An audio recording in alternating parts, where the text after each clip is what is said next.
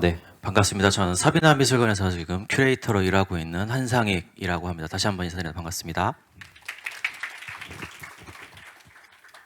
사실 제가 오늘 들려드릴 이야기의 주제도 보시기에 굉장히 어색하고 낯선 주제일 수도 있을 것 같습니다. 메타버스와 미술관이라는 두 단어 자체도 굉장히 연관성이 좀 없이 동떨어져 보이기도 하는데, 그럼에도 이제 저희가 특히 몇 년 전에 코로나 팬데믹이 있었죠. 특히 그때 코로나로 인해서 사회적 거리두기가 대두되기도 하고 비대면 온라인 전시가 굉장히 많이 화제가 됐었습니다. 그때부터 시작해서 미술관은 온라인 전시와 이 메타버스에 대해서 굉장히 많은 관심을 가지고 있는데요. 저희 사비나 미술관이 다양한 활동을 하고 있지만 특히 국내 미술계에서는 온라인 비대면 콘텐츠와 또 VR, 메타버스에서는 굉장히 선두주자로 평가받고 있기 때문에 오늘은 저희가 어떻게 그렇게 도전을 해서 메타버스까지 갈 수 있게 되었는지에 대해서 한번 이야기를 들려드리고자 합니다. 먼저 저희 미술관을 한번 소개시켜 드릴게요. 지금 보고 계신 곳이 제가 아까 말씀드렸던 저희 은평구에 있는 사비나 미술관 본관이고요. 저희는 원래 1996년에 종로에서 처음 개관을 했습니다. 종로에서 개관해서 기획전시 중심으로 전시를 해오다가 2018년에 지금 여러분이 보고 계신 사진처럼 은평구로 이사를 하게 됐습니다. 건물 자체가 굉장히 독특하게 생겼죠. 저희 건물은 이따가 영상으로도 한번 보시겠지만 삼각형 건물이에요. 삼각형 건물이고 위에 보시면 꼭지점 부분에 달이 달려 있기도 하고요. 또 노출 콘크리트랑 벽돌을 이미 사용을 해서 건축을 하다 보니까 사실 여담으로 주민분들한테 아직도 오해를 많이 받고 있어요. 종교시설이냐는 얘기도 많이 듣고 있고, 더군다나 꼭대기에 달이 달려 있다 보니까 근처에 교회분들이 오셔서 뭐 하는 곳이냐고 오시기도 하는데, 저희는 지금 은평구 유일의 현대미술관으로 전시를 진행을 하고 있고요. 옆에 나와 있는 새롭게 하라, 놀라게 하라, 그리고 아름답게는 저희 슬로건입니다. 많은 미술관들이 각자 가지고 있는 슬로건과 정체성이 있지만 저희는 특히 기획전시 중심으로 하고 있어요. 그래서 기획전시를 통해서 많은 관람객들과 사회에 새롭고 또 놀라운 전시를 만들기 위해서 노력을 하고 있고요. 저희는 또 예술을 하기 위해서 다양한 도전을 하고 있지만 특히 저희 슬로건에 맞춰서 하기 위해서 최초의 시도를 굉장히 많이 하고 있습니다. 저희 최초의 시도에 대해서 소개해드리기 전에 그럼 저희 미술관에 어떤 일을 하고 있는지 먼저 잠깐 소개해드리려고 해요. 다들 전시 많이 보시나요? 네, 많이 안 보셔도 됩니다. 저희도 알고 있습니다. 네. 네, 보통 미술 전시 하면 많이 헷갈리시는 공간이 이제 미술관하고 갤러리들이죠. 근데 혹시 미술관과 갤러리의 차이가 혹시 무엇인지 아실까요? 갤러리는 똑같이 전시를 하지만 작품 판매가 가장 큰 목적입니다. 쉽게 비교할 수 있는 게 도서관과 서점의 차이를 생각하시면 될 것 같아요. 미술관은 도서관의 역할을 하고 있고요. 또 갤러리는 서점의 역할을 하고 있다고 생각해 주시면 될 것 같습니다. 지금까지의 미술관들은 주로 하는 역할이 당연히 전시이기 때문에 지금 사진에 나와 있는 것처럼 저희가 전시를 설치하기도 하고 또 전시하는 작품을 연구하고 보존 처리라든지 다양한 활동을 하고 있는데 이 활동과 더불어서 최근 미술관의 활동으로 주목받고 있는 게 이제 문화예술 교류의 장으로서의 역할입니다. 미술관 하면 사실 되게 고즈넉하고 조용한 공간에서 작품을 보는 거로 많이 떠올리고 계시는데 저희뿐만 아니라 많은 미술관들이 미술 체험 교육이라든지 전시 연계 교육이라든지 또 공연을 하기도 하는데요. 사진 보시는 것처럼 저희 미술관도 사진에 나오는 게 저희 상반기에 진행했던 프로그램들입니다. 어린이날 맞이해서 아이들에게 교육을 하기도 했고요. 저희 지금 가을에도 진행하고 있는데 루프탑에서 이제 조각공원 앞에서 공연을 진행을 하고도 있습니다. 저희가 이렇게 다양한 프로젝트를 하고 있는 이유는 미술관이라는 공간이 단순히 이렇게 정적인 공간이 아니라 미술의 보급과 또 미술 활동을 알리기 위해서 활동하고 있는 것인데요. 그렇기 때문에 제가 앞서서 저희 슬로건에 맞춰서 저희가 굉장히 최초의 시도를 많이 한다고 말씀드렸는데 그런 부분에서 전시뿐만 아니라 다양한 최초의 시도를 도전하는 활동도 많이 하고 있습니다. 저희뿐만 아니라 사실 미술관이 전국에 굉장히 많이 있어요. 지금 등록되어 있는 미술관만 국공립 포함했을 때 한 270곳 정도 되는데 사실 이 미술관의 정체성은 전시에서 주로 나오죠. 예를 들면 덕수궁에 있는 국립현대미술관 같은 경우에는 주로 근대 시대의 예술 작가들의 그림을 주로 하고 있고요.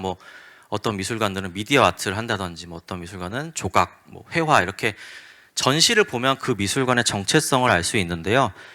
저희 사비나 미술관의 정체성으로 소개해드릴 수 있는 전시가 저희는 융복합 전시를 꾸준히 이어오고 있습니다. 지금 제가 뭐 3가지 정도를 예를 들었지만 이거 말고도 굉장히 많은 융복합 전시를 해오고 있는데 저희 2012년부터 17년까지 어떤 전시를 했는지 제가 짧은 영상으로 한번 보여드리도록 하겠습니다.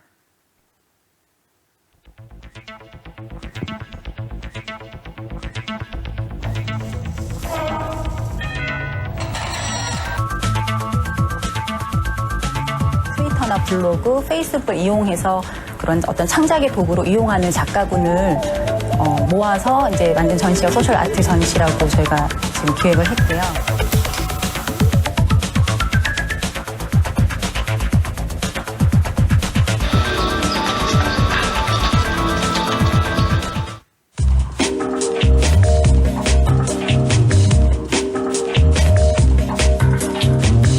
이거 꼭 해야 되겠다는 생각이 들었어요. 제가 생각하는 데는 아주 뭐 훌륭하고 좋은 도구죠.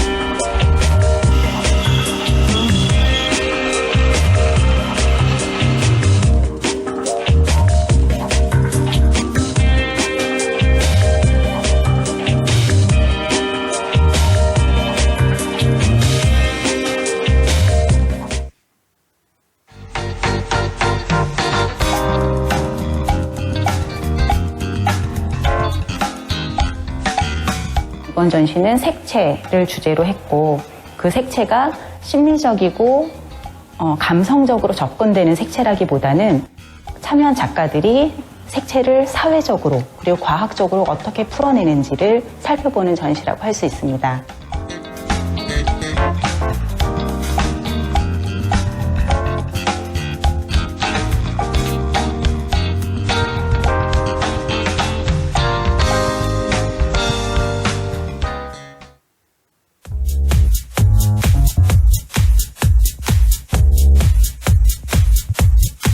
셀피를 가지고 미술관에서 무엇을 할 것인가거든요.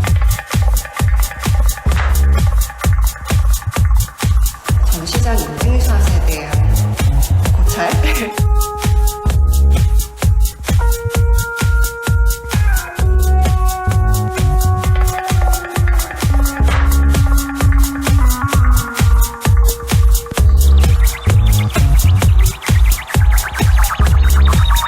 하나 더 찍을게요.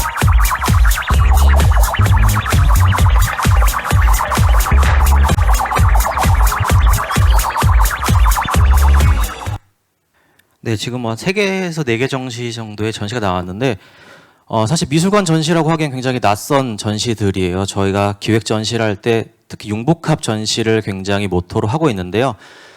저희가 주로 함께하고 있는 타 분야 같은 경우에는 정말 뭐 예술이나 인문학과 관련이 없는 과학이라든지 다양한 기술 매체를 많이 활용하고 있는데 특히 대표적으로 소개드릴 수 있는 3가지가 뭐 첫 번째부터 2009년에 예술가 과학자의 미래 실험실 같은 경우에는요. 카이스트 소속과 이제 뭐 문화융합 포럼에 소속되어 있는 과학자분들과 저희가 작가분들의 1대1 매칭을 해서 함께 2050년의 미래에 대해서 작품을 만들어 보는 전시를 하기도 했고요.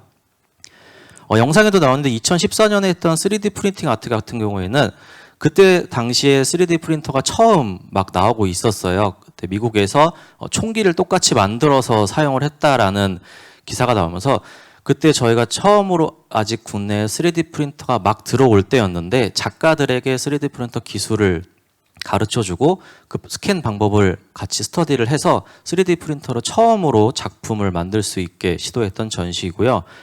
마지막에 보셨던 셀피, 나를 찍는 사람들 같은 경우에는 셀카라는 문화에 대해서 다뤘던 전시예요. 저희가 이 전시도 융복합을 할 때 아이디어를 얻었던 게 2017년에 나왔던 한 어플이에요. 그 당시에 인스타그램이 막 나오면서 셀피라는 문화가 굉장히 많이 화제가 됐었거든요. 뭐 지금은 사실 인스타그램이 어떻게 보면 사회 한 부분은 굉장히 당연한 어플이지만 그 당시에 막 나온 어플을 저희가 전시에 적용을 하면서 작가들에게 셀카라는 이 문화에 대한 작품을 만들고 전시를 해달라고 했었는데 저희가 그 당시에 체험 작품과 굉장히 많은 걸 했었는데 저희가 전시를 4월에서 그 당시 8월 정도 했었는데 사실 그 시기가 저희가 전시를 진행하는 시기 중에서 사실 저희 뭐 관장님이 안 계셔서 하는 말씀이지만 흔히 저희끼리 말로 보릿고개라고 말하는 시기예요. 왜냐하면 4월부터 8월이면 한참 다들 전시를 보시기보다는 꽃놀이도 가실 수 있고 여름에 휴가도 가실 수 있고 한참 좋은 계절이잖아요. 그래서 사실 전시장에 관람객이 그렇게 많이 방문하는 계절은 아니거든요. 뭐 저희 지금도 그렇게 생각을 하지만 저 당시에 저희가 전시를 진행하면서 4개월 동안 방문했던 관람객이 27,000명 정도였는데요. 동일한 시기에 국립현대미술관이 그 당시 5만 명 정도 왔었어요. 그래서 사실 사립미술관에서 같은 규모를 비교했을 때 굉장히 많은 관람객이 왔었고 그 당시에 저희가 평가도 굉장히 좋았어서 예술경영지원센터에서 했었던 예술경영대상에서 이 전시가 대상을 받기도 했었습니다. 저희가 2017년까지 이렇게 타분야와 융복합 전시를 진행을 하면서 타분야와 융복합을 하는 전시에 대해서 사람들이 굉장히 호응도 있고 많은 관람객들이 관심이 있구나라는 걸 알게 되었는데요. 2018년 이후부터 아까 말씀드렸던 은평구로 이전을 하고 나서부터는 특히 저희가 집중을 했던 건 4차 산업혁명 기술들이었습니다. 먼저 2019년에 했던 우리 모두는 서로의 운명이다라는 전시 같은 경우에는요, 이제 국립생태원과 국제환경 NGO 단체인 GWC랑 같이 협력을 했던 전시였어요. 그래서 멸종위기 동물을 주제로 해서 멸종위기 동물에 대한 데이터를 받아서 작가들에게 스터디를 하고 그거에 대한 작품을 만드는 전시였는데 저희가 그때 당시 전시에 앱손과 협력으로 전시를 했었는데 그 당시 앱손에서 막 나왔던 스마트 글라스와 또 빔 프로젝터를 이용했던 미디어 파사드를 사립미술관에서는 처음으로 그 당시에 했었고요. 그 밑에 있는 빅데이터가 사랑한 한글 같은 경우에는 저에게 조금 더 각별한 전시이긴 합니다. 빅데이터가 사랑한 한글인데 부제가 윤동주의 시어에서 뽑은 아름다운 나라말이에요. 저희가 그때 당시에 윤동주 기념사업회에게 윤동주 시인의 문학작품을 전체 데이터를 받아가지고요. 키스티라고 해서 카이스트 산하에 있는 기관인데 거기 빅데이터 분석을 저희가 맡겨서 윤동주 시인이 가장 많이 사용하는 시어가 무엇인지 빈도수를 산출을 하고 그 단어를 20가지를 뽑아서 작가들에게 주고 그 단어들을 모티브로 이제 작품을 만들어내는 걸 했는데요. 사실 2020년에 했던 전시여서 저희가 비대면 전시도 했었고 관람객이 그렇게 많이 방문하지 못했지만 그 당시에 실제 윤동주 시인의 유가족분들이 전시에 오셔서 시인의 글씨와 또 작품이 이렇게 시각예술로 새롭게 만들어진 것에 대해서 굉장히 좋아하셨고요. 저희가 전시가 워낙 호평을 많이 받아서 올 봄에 헝가리에 가서 순회 전시를 하고 오기도 했습니다. 사실 전시는 이렇게 뭐 포스터 보는 것보다 실제로 보시는 게 조금 더 이해하기 쉽잖아요. 그래서 앞서 말씀드렸던 그 2019년 전시에 저희가 스마트 글라스랑 미디어 파사드를 어떻게 사용했는지 짧게 영상 한번 더 보여드리도록 하겠습니다. 앱손의 스마트 글라스를 이용해서 도슨트 프로그램을 활용을 하게 되면 관람객분들이 원하시는 시간에 좀 자유롭게 관람을 하실 수 있을 것 같고요. 그리고 또 증강현실 기법을 이용을 하고 있기 때문에 다양한 그런 정보들을 직관적으로 재미있는 방식으로 얻어가실 수 있다고 생각합니다. 전시의 효과를 넘어서서 환경적인 부분 때문에라도 조금 더 많은 테크놀로지가 전시에 들어와서 사용이 될 거라고 생각이 됩니다. 인포메이션을 전달하는 부분에 있어서 디지털 디스플레이 방법을 많이 차용을 하려고 노력을 하거든요. 그래서 이런 부분으로 본다면 미술관뿐만 아니라 많은 전시 분야에서 더 많은 테크놀로지들이 이용되게 될 거라고 생각합니다. 우리가 단순히 그 환경을 보호한다는 그런 그 취지가 아니라 같이 공존하지 않으면 우리는 안 되는 거, 공생과 공존을 통해서 서로의 생명체를 존중하는 그런 생각들을 이번 전시를 통해서 알려야 되겠다는 그런 생각으로 기획을 하게 됐습니다. 미술관 내 실내에서 보여주는 그런 그 전시로 국한된 것들을 좀 더 확장돼서 무수히 많은 불특정 다수의 시민들이 미술을 향유할 수 있다는 것에 대해서 저는 미디어 파사드의 어떤 그 가능성은 굉장히 크다고 보고 있고요.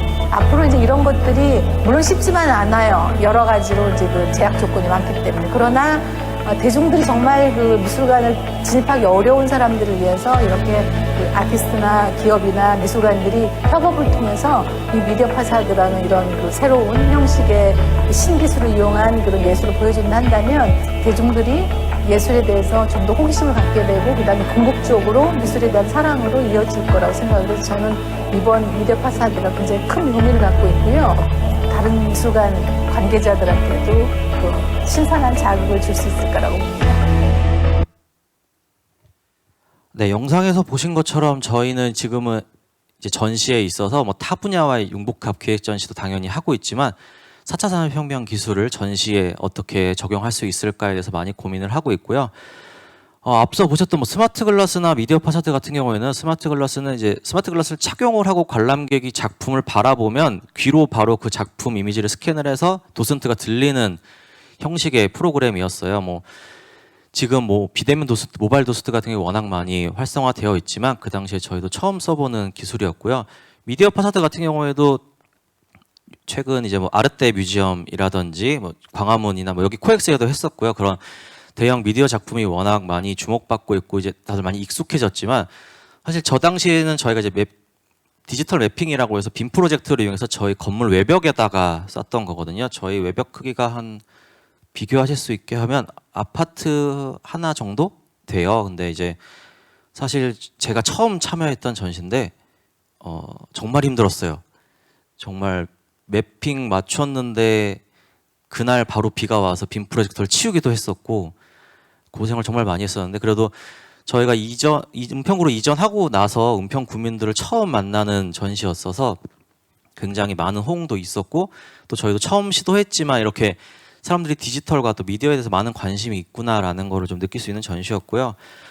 제가 앞서서 미술관에 하고 있는 일들에 대해서 전시를 하고 있지만 그거 외에도 다양한 프로그램을 운영하고 있다고 말씀드렸는데 사실 저희 미술관이 미술계에서는 주로 알려져 있는 게 보통 3가지 정도 됩니다. 첫 번째는 사실 국내의 중견 작가 개인전을 하면 그러니까 사비나에서 흔히 말해서 중견 작가 개인전을 한다고 하면 정말 믿고 볼 수 있는 검증된 작가 전시를 하는구나고요. 두 번째는 참 바쁜 미술관입니다.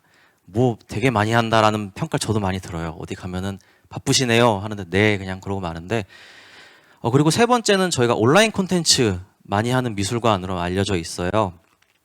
뭐 수많은 프로젝트를 진행해왔지만 대표적인 거 4가지 정도만 간단하게 소개드리려고 하는데요.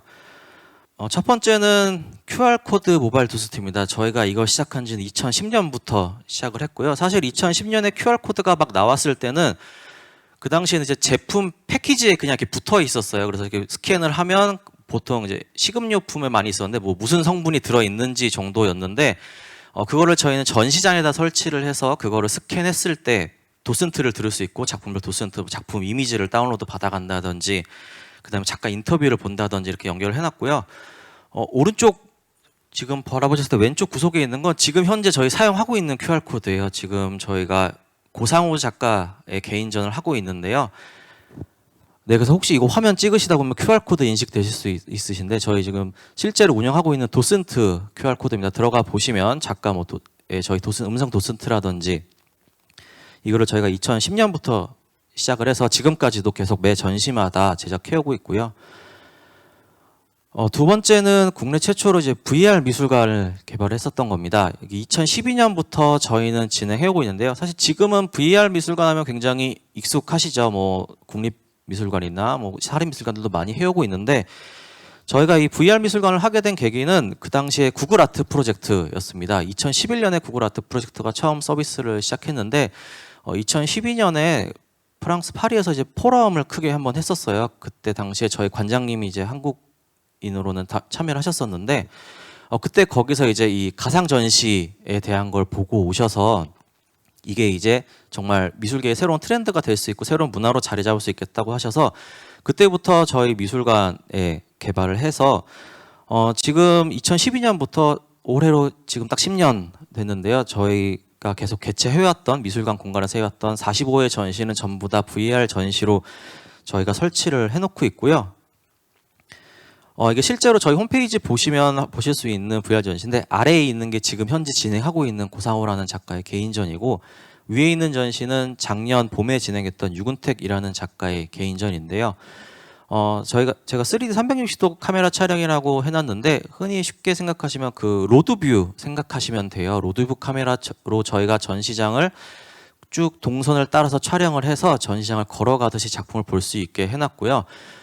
보통 VR 전시나 이제 가상 전시를 하시면 유튜브 영상으로 촬영하는 경우가 많이 있는데 저희는 이제 360도 카메라로 촬영하다 보니까 평면 말고 조각 작품 같은 경우에는 이제 다양한 각도에서 볼 수 있게 해두었고요.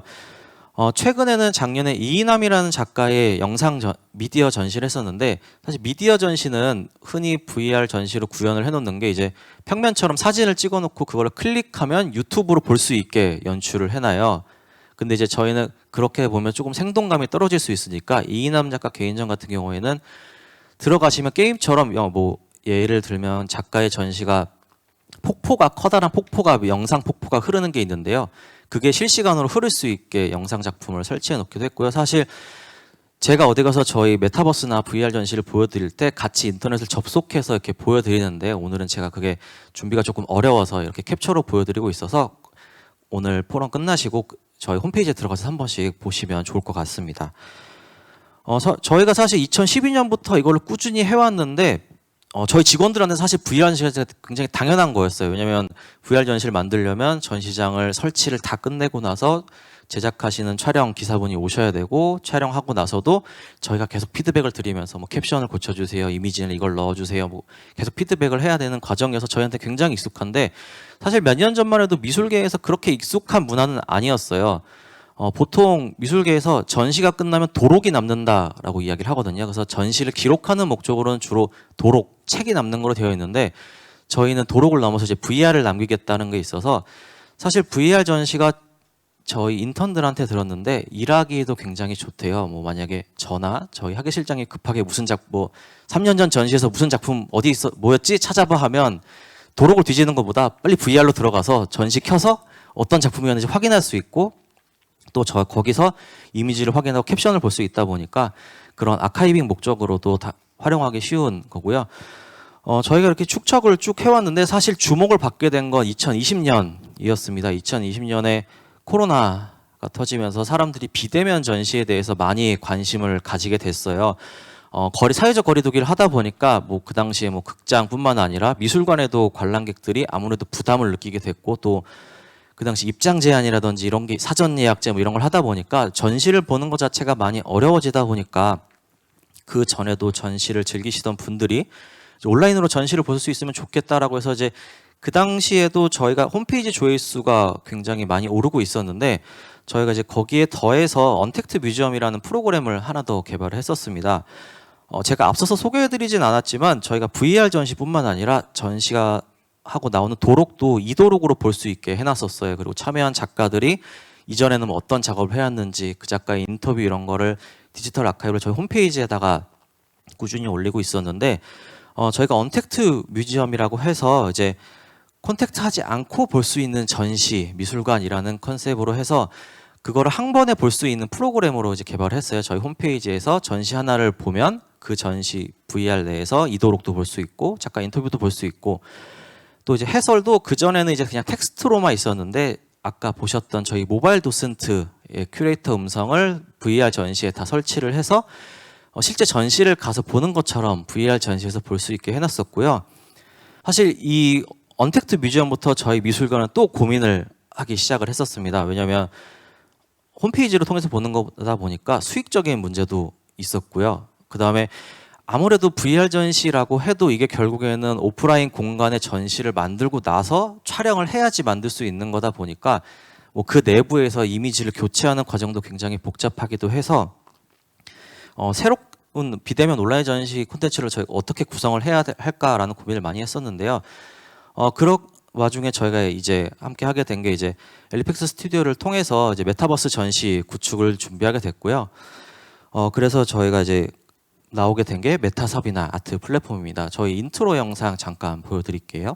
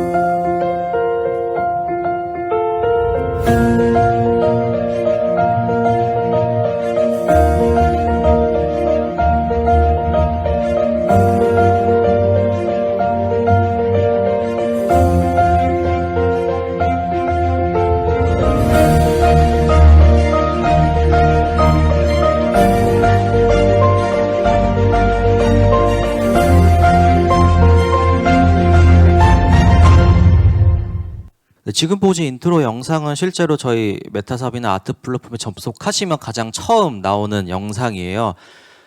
저희가 이 인트로 영상을 준비를 하면서 이제 고민을 굉장히 많이 했어요. 왜냐하면 처음 들어가는 접속자가 가장 처음 만나는 거기 때문에 이 메타삽이나 정체성을 잘 보여줘야 되기 때문에 뭐 전경을 보여주는 것도 좋지만 그래서 나오게 된 저희 드론 촬영이었거든요. 근데 이제 사실 드론 촬영에 대해서 이제 이야기가 많이 있었어요. 이게 가상 공간에 있는 메타 사비나를 보여주면서 왜 실제 있는 은평구에 있는 사비나 미술관을 보여줘야 할까였는데 저희가 메타 사비나에서 가장 하고 싶은 관람객이 하고 싶은 이야기는 이게 전혀 동떨어진 공간이 아니라 같이 유기적으로 움직이는 공간이라는 것을 보여주고 싶었어요. 사실 지금도 뭐 국립현대미술관도 당장 지금 진행하고 있는 전시를 메타버스 전시로 구축하고 있고 다른 사립미술관이나 국립미술관들이 많이 만들고 있지만 사실 지금까지는 아직 메타버스 미술관 하면 전시를 뭐 카피한다든지 아니면 똑같이 메타버스 공간에 만들어 놓는다로 끝이에요. 새로운 공간에 사실 VR 전시와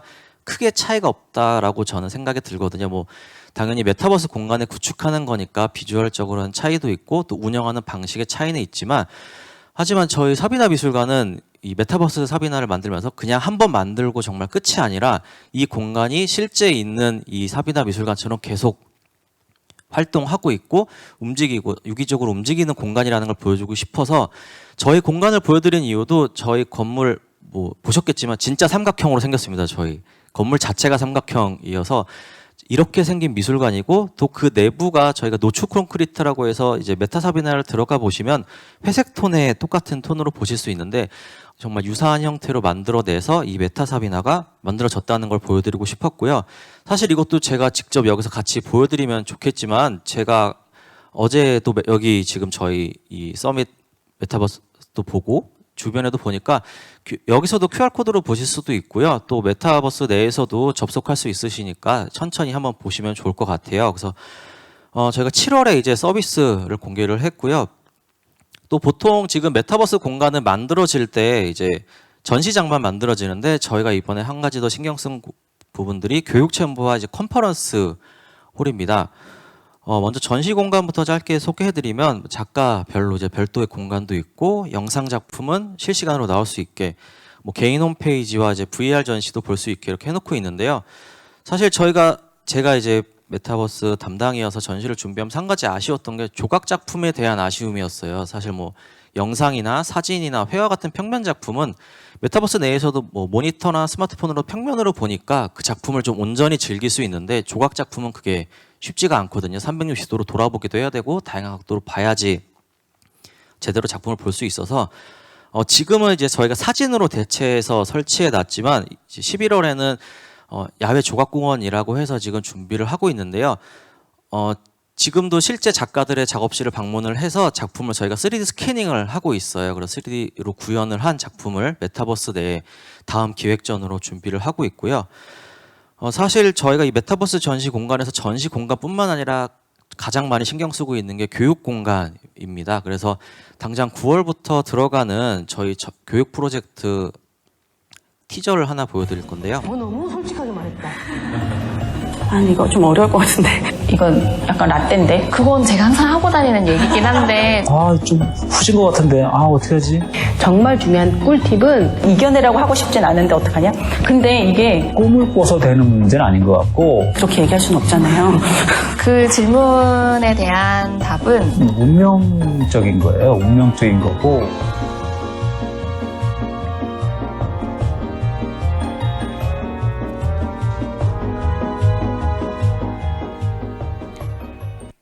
화면에 잠깐 나온 분들은 지금 현재 미술계에서 10년 이상 활동하신 이제 각 분야 전문가들이세요. 뭐 작가도 있고 큐레이터, 아키비스트, 미술 전문 기자들인데 저희가 이 미술계 전문가들의 인터뷰도 구비하고 그들이 활동하는 사용했던 것들과 또 이제 토크 콘서트를 메타버스 내에서 진행을 하려고 9월에 준비를 하고 있습니다. 이게 저희가 메타사변에서 이제 첫 번째 교육 프로젝트로 준비를 하고 있는 건데 사실 미술계라는 분야가 굉장히 좀 낯선 분야다 보니까 뭔가 이곳의 진로를 잡고 있는 학생들도 뭔가 어떤 일을 하는지 뭐 내가 일을 하려면 어떻게 준비를 해야 되는지에 대한 정보를 들을 기회가 많이 없는데 저희가 이제 그거를 메타버스에서 첫 번째 교육 프로젝트로 준비한 이유도 뭐 정말 멀리 떨어지는 지방에 있다고 해도 실제 사비나 미술관을 오지 않아도 전문가들의 인터뷰도 들을 수 있고, 또 저희가 거기서 채팅을 통해서 포트폴리오라든지 그런 피드백을 받을 수 있게 준비를 하고 있어서 이 메타버스 공간 내에서 실행하는 첫 번째 교육 프로젝트로 이 직업 교육, 직업 탐색을 준비를 하고 있고요. 이걸 하기 위해서 저희 메타버스 공간 내에 직업 탐색 챔버라고 해서 저희가 사용했던 뭐 실무 자료도 볼 수 있게 해놓고, 또 컨퍼런스홀을 만들어서 이제 저희가 이제 작가나 이 참여한 전문가들의 인터뷰뿐만 아니라 앞서 말씀드린 것처럼 미술관에서 굉장히 많은 프로그램과 행사를 하고 있어요. 그거를 이제 실시간으로 송출하기도 하고, 또 전문가들이 강연을 할 때 실시간 채팅을 통해서 소통을 할 수 있게 저희가 준비를 해놓고 있어서 앞서 말씀드린 것처럼 메타버스 공간을 그냥 한번 만들어 놓고 끝나는 공간이 아니라 다양한 교육 프로그램도 진행을 하고 소통을 할 수 있게 진행을 하면서 활용하려고 준비를 하고 있고요. 뭐 제가 지금 굉장히 짧게 소개해드렸지만 사실 미술계에서 메타버스는 굉장히 많이 주목하고 있어요. 사실 전시라는 게 공간의 제약이 워낙 크다 보니까, 시공간의 제약이 큰 문화다 보니까 그거를 어떻게 보면 넘어설 수 있는 분야로 메타버스를 많이 고민하고 있고요. 또 저희 사비나 미술관도 지금 저희가 잠깐 소개해드린 것처럼 이렇게 다양한 시도를 하고 있으니까요. 저희 메타버스 미술관뿐만 아니라 저희 사비나 미술관에도 많은 관심 가져주시고, 다음엔 또 관람객으로 또 관객으로 작품과 함께 여러분을 만날 수 있으면 좋을 것 같습니다. 네, 감사합니다.